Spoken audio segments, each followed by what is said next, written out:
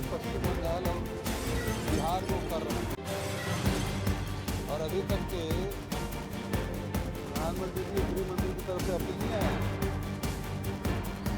और यहाँ भी नारायणपुर में दंगा किसने करवाया, समाधान में कौन लोग थे, इसे बताने की जरूरत है क्या?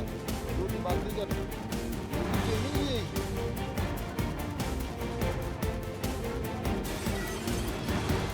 वो तो गए उठने लगते हैं।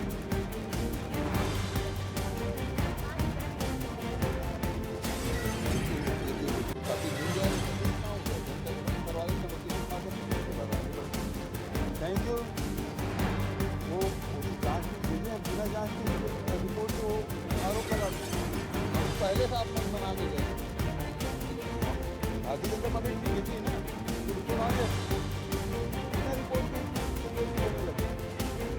मैं अपने लेकर कहाँ जा रहा हूँ, जवाब रहा हूँ।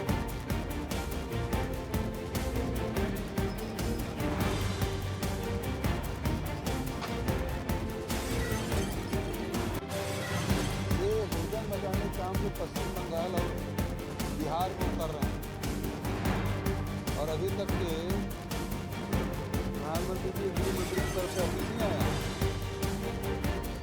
और यहाँ भी नारायणपुर में दंगा